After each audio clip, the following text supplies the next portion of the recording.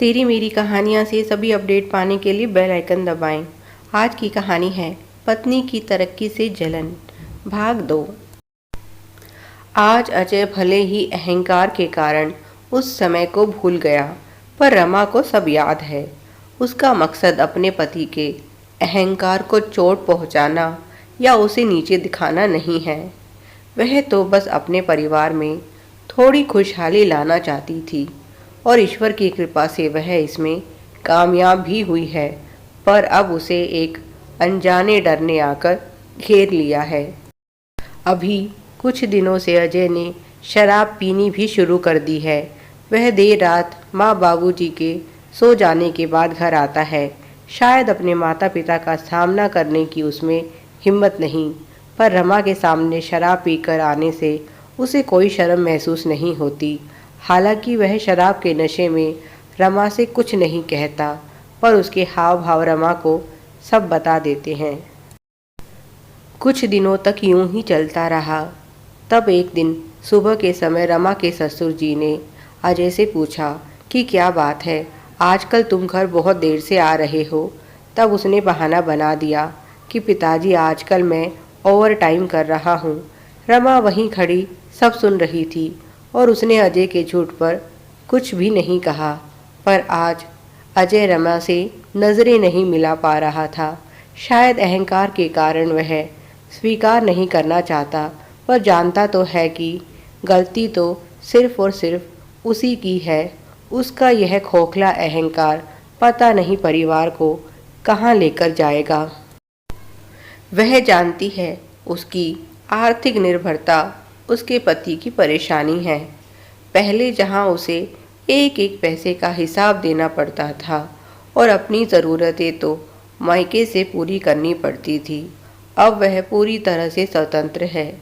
उसे ना तो किसी से कुछ मांगना है और ना ही कोई हिसाब देना है।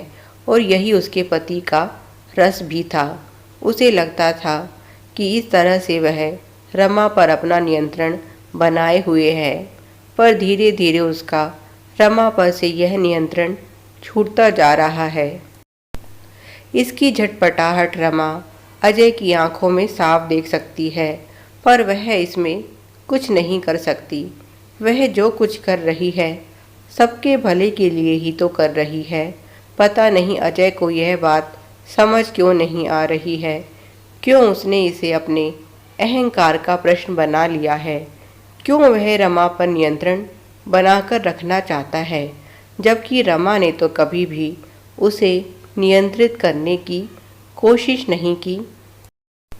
उसे रोज़ रोज़ अपने और अजय के रिश्ते में आती हुई दरार बढ़ती दिखाई दे रही है।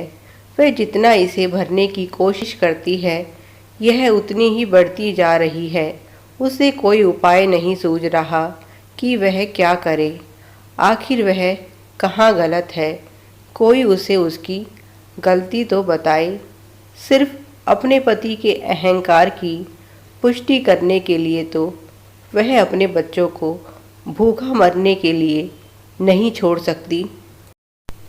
अगर पत्नी होने के नाते उसके कुछ कर्तव्य हैं, तो एक माँ के भी तो कुछ फ़र्ज़ हैं। वह उनसे मुंह कैसे मोड़ सकती है। पर रोज़ रोज़ बढ़ती अजय की चिड़चिड़ाहट उसे आने वाले तूफान का संकेत दे रही है। एक दिन रमा ने अजय से कहा, कब तक यूं ही किराए के मकान में रहेंगे? अच्छा होगा कि हम भी अपना एक घर खरीद लें। अजय ने कहा, कह तो तुम ठीक रही हो, पर हमारे पास इतने पैसे कहाँ हैं? रमा ने कहा, आप ठीक कह रहे हैं, हम कोई फ्लैट तो खरीद ही सकते हैं। धीरे धीरे किश्तों में बाकी रकम चुका देंगे। मैंने एक डीलर से बात की है, क्यों ना हम उसके साथ जाकर पहले फ्लैट देख आएं। आपके पास अब अच्छी खासी बचत हो गई है, वह हम पेशगी के तौर पर दे देंगे और बाकी रकम धीरे धीरे भरते रहेंगे। अजय को प्रस्ताव पसंद आया और अगले ही दिन वे सपरिवार फ्लैट देखने गए। पूरे परिवार को वह फ्लैट बहुत पसंद आया। सारी बातें तय हो गई। पर आखिर में इस बात को लेकर झगड़ा हो गया कि फ्लैट किसके नाम पर हो। अजय चाहता है कि फ्लैट उसके नाम पर हो, जबकि रमा का कहना है कि फ्लैट उसके नाम पर हो, क्योंकि असल में सारी किश्त उसी को भरनी है। अजय ने तो छोटी सी पेशगी दी है।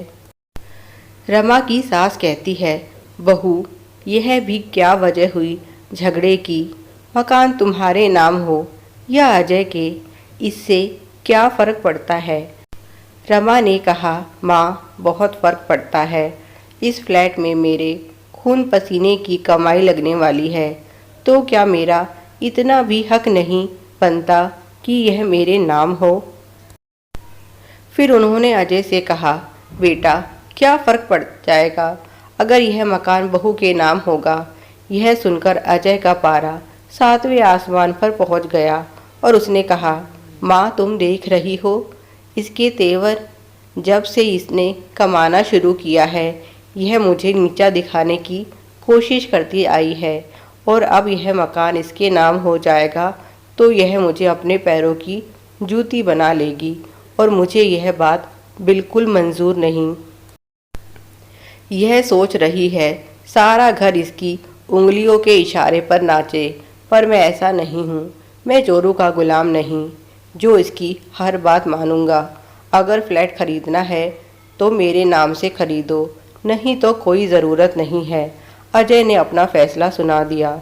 रमा ने कहा, मैं फ्लैट ज़रूर खरीदूंगी, और वह भी अपने नाम से। अजय ने कहा, फिर अपने दम पर करो जो करना है, मुझसे कोई आशा मत रखना।